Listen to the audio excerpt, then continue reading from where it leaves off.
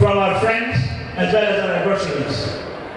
We as Shias and the followers of Ahlul Bayt, for some reason not known to us, kept out from very, very important matters and critical junctures. We were completely excluded. Well, the time has come now to wake up, especially for the followers of Ahlul Bayt.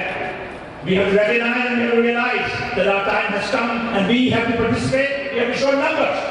That's very much important. That's why it's very much important for all of you, each one of you, to participate in every activity besides and beyond these programs or Azadaris. We have had many individuals who have done a remarkable job as Shia Muslims in terms of advancing the cause of Ahlul Bayt. The gentleman I'm going to introduce to you, his name is Dr. Hasanain Walji. Dr. Hasanain Walji is a former president of the World Federation of the Shia Jamaat of Islam Studies, a worldwide organization, extremely benevolent, extremely effective, and extremely potent entity working out of London. Dr. Hasanain Walji, in addition to being the former president of the World Federation, also is the president of the Ilm Center in Dallas, Texas. That's where he resides. At this time, Dr. Walji has been a torchbearer. He has been an amazing and tremendous individual in terms of advancing, not just in the background or the foreground, but every which way he could. The man has a mission, and alhamdulillah, his contributions are many. I am so proud and so happy to have him as a friend and as a follower of Ahlul Bayt. Ladies and gentlemen, brothers and sisters in Islam, let me introduce you Dr. Hasanain Walji as our keynote speaker. Salawat, please. اللهم صل على محمد وآل محمد. اصول دین نہ بچاتے جو کربلا والے، اصول دین نہ بچاتے جو کربلا والے. ورق ورق یہ کہانی بکھر گئی ہوتی، بچا گیا اسے ایک سجدہ حسین کا، ورنہ نماز عصر سے پہلے ہی مر گئی ہوتی. برائے حضور محمد اہل بیت محمد صلوات.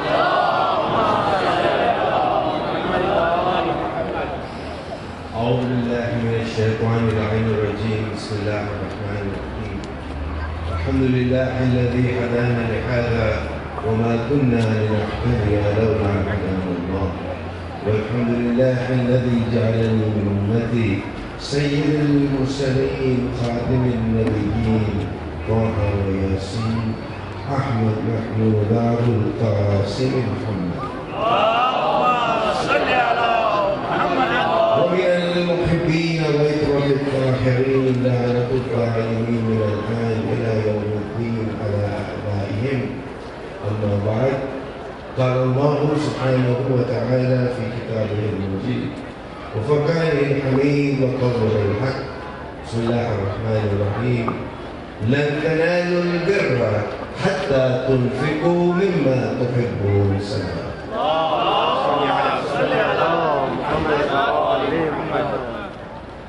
مؤمنين المؤمنات، السلام عليكم ورحمة الله وبركاته. وعليكم السلام.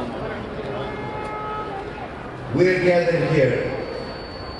It is 21st Julus in the New York area to pay our respects and a very special tribute to Sayyid al-Shuhada, Imam Husain alayhi salam.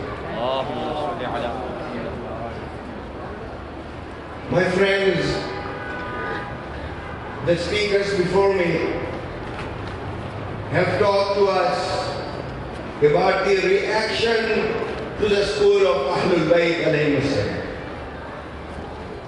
We have heard our eloquent speakers talk about the atrocities, the terrorism, the adverse reaction for the belief that we have as the lovers of Ahlul Bayt alayhi salam.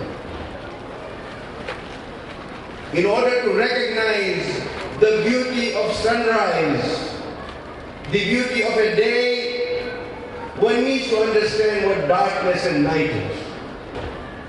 The speakers before me have shown you what night can look like. And I thought I will take these few moments that I have to demonstrate to you what they can be for the lovers of Ahlul Bayt al-Hussein.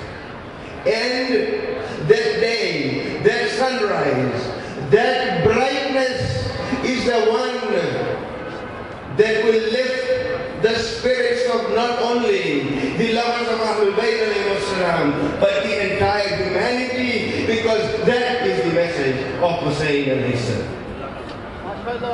Mu'mineen, the message of Husayn is a message of humanity. The message of Husayn is a message of justice. The message of Husayn is a message of compassion. The message of Husayn is a message of equity and freedom. The Holy Prophet of Islam sallallahu alayhi wa sallam said, قُولُوا لَا إِلَهَ إِلَّا اللَّهُ تُفْلِحُوا. That say La ilaha illallah so that you may be delivered, so that you may be free. The school of Husayn is the one. This is the school of freedom. You remember in Karbala, Imam made speech after speech. In one of the speeches he said that at least if you don't recognize my rights, at least think of yourself as a free man. This is the freedom that we are talking about. Freedom can only come when there is justice in a society. We are told in the Holy Quran that be with those who are the upholders of justice. Be the witnesses of Allah subhanahu wa ta'ala. Even if their justice is going to go against you. Mu'mineen, this is the school of Ahlul Bayt al-Islam. Let me share an example in the life of Amir al-Mu'mineen, Ali ibn Abi Talib alayhi salam. He is brought before an Islamic court, and the presiding judge, as was the custom, calls the plaintiff and the defendant in front of the court. And when the judge calls the plaintiff and says, "Oh, Fulan and Fulan, come and sit here," he does that. And the judge, respecting Imam Ali, says that, "Oh, Abul Hasan, please come and sit here." When the judge said that, Imam frowned. There was an anger on his face. And the judge says, "Is it that you do not like to sit next to the plaintiff? Then, oh, Abul Hasan, we will create a special place for you."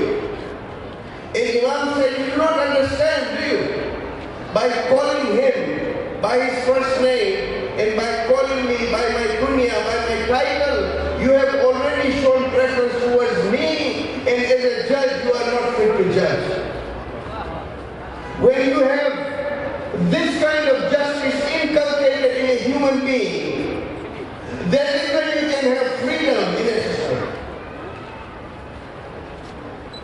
Different religions, different faiths are identified by different things. Christianity is typified by love. Judaism is typified by law. If one were to look at Buddhism, it is typified by knowledge. For example, the faith of Islam has two cardinal principles. One is of Tawheed, the oneness of Allah subhanahu wa ta'ala, and the other one is of justice. Islam is recognized by the upholding of justice. Justice. Again quoting Amir al-Mu'mineen Ali ibn Abi Talib alayhi salam, he was asked, what is better, justice or generosity?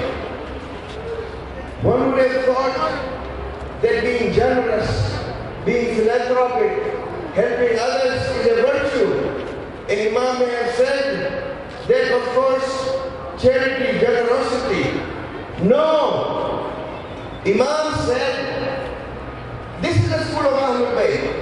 This is the school of Islam, where Imam says that justice is better than generosity. Why? He gave a long answer. The short of it is to say that if there is justice in a society, there will be no need for generosity. Where there is justice, where somebody has not usurped the right of the other, where somebody has not usurped the freedom of the other, where there is justice in a society, then there is no need for any other thing like generosity. This is the school of Ahlul Bayt al-Islam. This is what Imam Husain al-Islam said. Mu'mineen, on that fateful day, on Ashur, there was a man standing. He was bleeding. He had carried bodies after bodies back to the camp.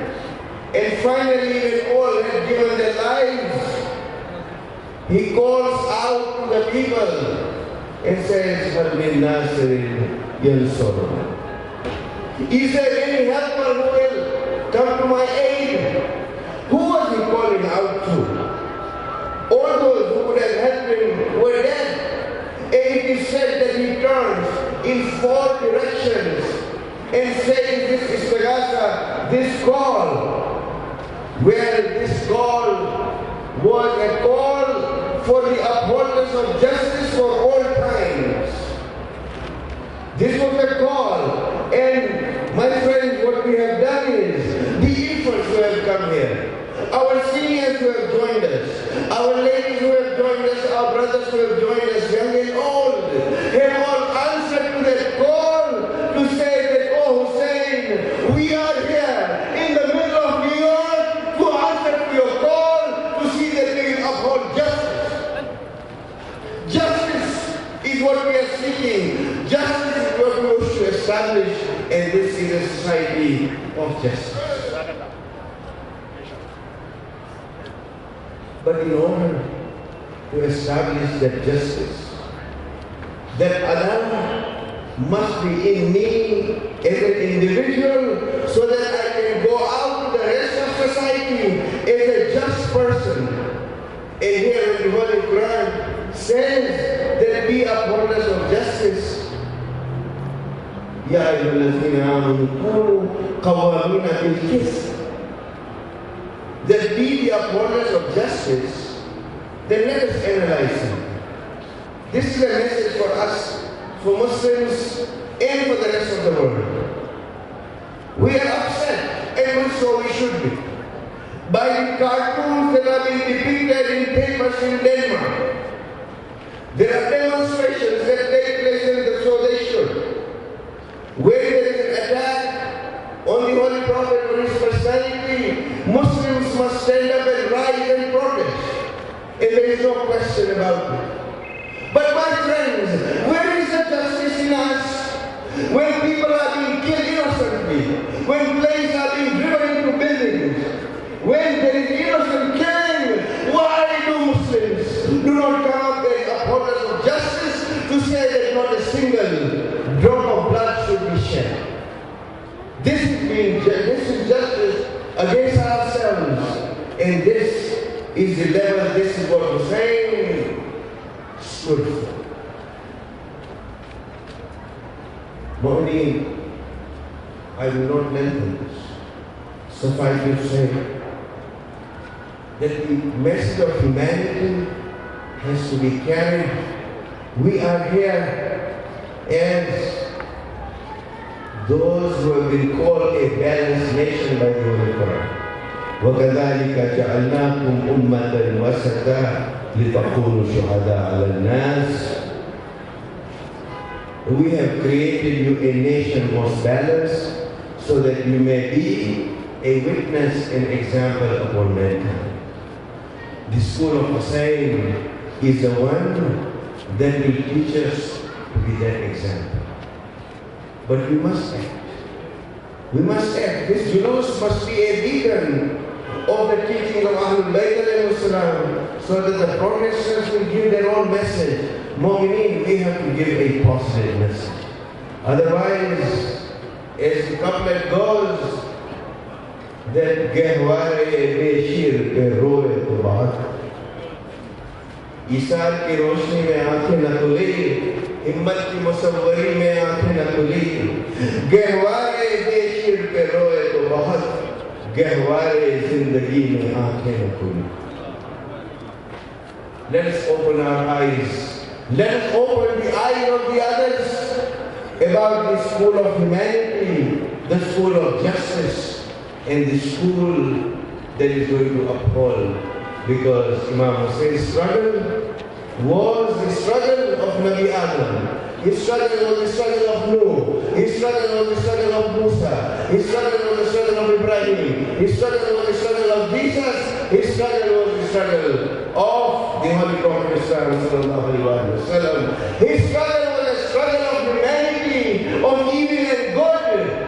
And that is our inheritance.